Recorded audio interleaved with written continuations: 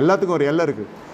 ஏன் சர்ச்சுக்கு வரலாம் பெட்ஸ் அலோவ் பண்ணுறேன்னு கேட்குறீங்க. ரொம்ப முடிஞ்சோடனே எல்லாம் சாப்பிடுவோம். சந்தோஷமாக சொன்னேன் நான், முடிஞ்சோடனே எல்லாம் சாப்பிடுவேன் சிஸ்டர்.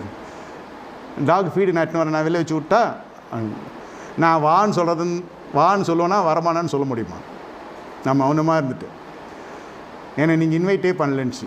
எப்படி பண்ணுவேன்?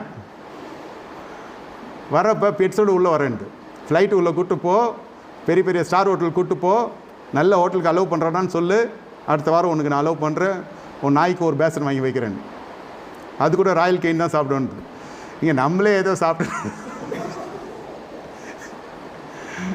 நாய் வளர்க்குறவன் தான் நான். ராயல் கெயின் எவ்வளோன்னு தெரியும். நம்ம இட்லி பொங்கல் சாம்பார் அப்படி ஓடின்னு